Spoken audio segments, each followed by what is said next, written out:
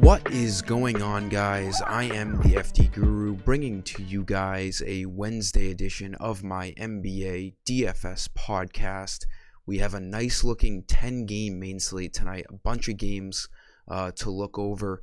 Already a lot of value out there. There's some guys who are already ruled out. We also have a pretty long list of questionable guys that are going to impact things as we progress in this, Wednesday slate. Yesterday was really weird. Really good start. Stacked that Grizzlies-Pelicans game. Ingram kind of stunk. Everyone else did well. And then the slate kind of just went downhill. We cashed in double-ups and 50-50s with the hybrid and cash teams, but failed to reach tournaments. We had some absolute duds. Royce O'Neal, Joe Harris, that whole Nets team as a whole. Pitiful performance, but we were able to make some money back. Yahoo did really well. Let's have a great night tonight. Let's cash tournaments with all three FanDuel lineups. Let's do well on DraftKings and Yahoo. Like this video.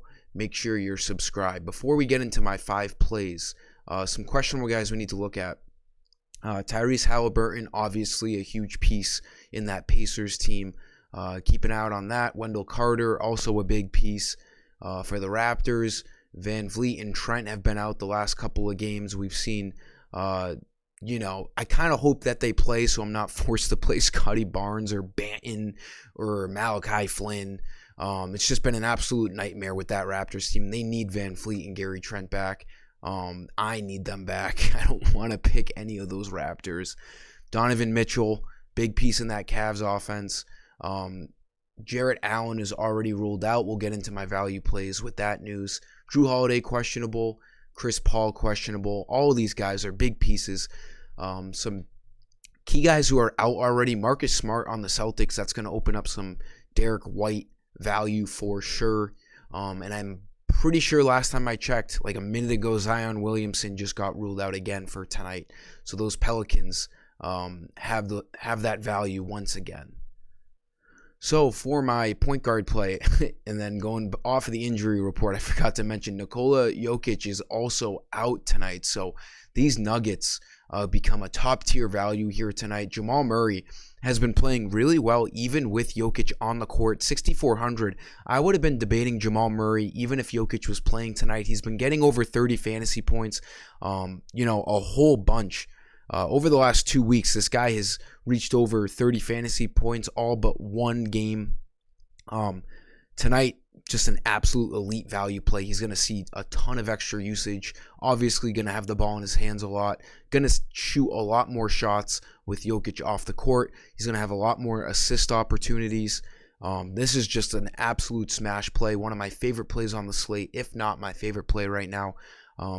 Just because Jokic is, a top guy in usage in the NBA. So whenever a guy like him is out, you can compare him to like Giannis or Doncic or Pascal Siakam. When elite player is out, all those guys around him are going to see a ton of extra usage, which brings me into my Bruce Brown play. Another bit of news that we got to wait on, which I also failed to mention in the injury report. Aaron Gordon is also questionable here. If he's out, that's obviously going to open up a ton of extra usage on top of the Jokic usage. We'd be debating to play 3 or 4 Nuggets in cash lineups if Aaron Gordon's out. The thing is, it's at 10 p.m. Eastern, so we're probably not going to get Gordon news before lock. These guys are still great plays no matter what. You could even look at Michael Porter Jr. too, but I like Bruce Brown at 5,100. He's been playing really well, been playing a ton of minutes off of that Nuggets bench. He does not need to start. He's going to see 30 or more minutes tonight. 73 fantasy points in his last 2 games with Jokic playing. So without Jokic playing, these Nuggets guys become an elite opportunity to hit value and get you the points that you need to take down a tournament. Let's look at Cam Reddish. Mitchell Robinson is going to be out. Reddish has been playing a bunch bunch. He's bare minimum. Now, I'm not saying he's a cash game play. His upside has been so good, though. He's been absolutely dominating over his last 2 games. Thibodeau has completely taken Evan Fournier out of the rotation. Last game, which was what? Was that last night? Yeah, that was last night. Played 33 minutes. The only guy off the bench to fill in for these minutes was Emmanuel Quickley. So Fournier saw 0 minutes last night. Reddish has been starting. If he's going to get 30-plus minutes at 3,500, his upside is, huge. Now, can he have a terrible game? Yeah. I mean, we've seen it in the past. That's what's going to probably keep me off of him in cash games. For a GPP tournament, though, it's really hard not to love this upside. It's certainly worth the risk at 3,500, and he can win you a tournament. If he gets you 30-plus fantasy points, we're looking at 10x. There could be a decent chance that Cam Reddish is in the winning FanDuel lineup tonight, so keep an eye out on him. He should be starting again. Power forward Jarrett Allen is out, as I mentioned earlier. Donovan Mitchell's questionable. Even if Donovan Mitchell is in, Kevin Love is a great play as a big man. Should be starting for Jarrett Allen. With Donovan Mitchell out on Sunday, we saw Darius Garland go off. I mean, an unbelievable performance by him. Karis LeVert had extra usage. So if Donovan Mitchell were to play, it kind of takes away from Garland and LeVert. I don't see it taken away from Kevin Love. 4,900, same price. Played, extra minutes with no Jarrett Allen, 29 minutes. I'm going to predict him for like 28 to 30 minutes once again here tonight. And he only needs 24 fantasy points to hit value. He's averaging 25 on the year as a backup behind Jarrett Allen. So as a potential starter, most likely a starter tonight for Allen, he just has a very high chance to hit his value. Expect him to be a fantasy point per minute kind of guy and have a chance at reaching 30-plus fantasy points. And then for center, I had him last slate in the video. Al Horford, he's just a stud. With Marcus Smart off the court, he's not a huge usage guy, but maybe a couple extra assists or points to go around the Celtics team.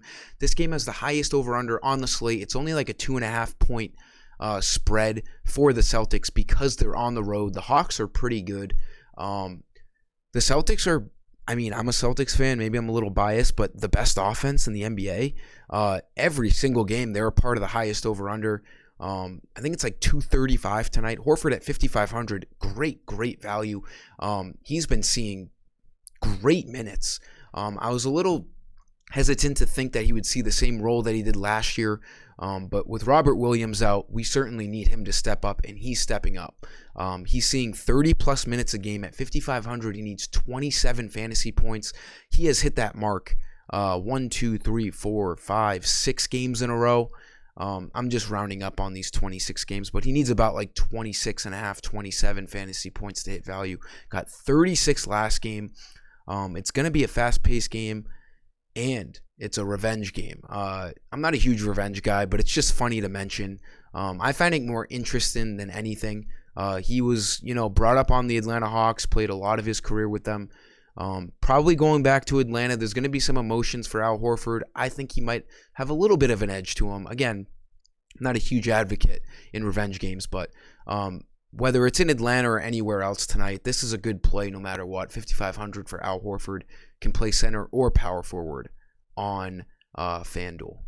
That'll do it for today's video, guys. Like the video. Again, NBA, with 10 games like tonight, a lot of things can change. These are the guys that I like early in the afternoon. Let's get after it tonight and crush on all fronts.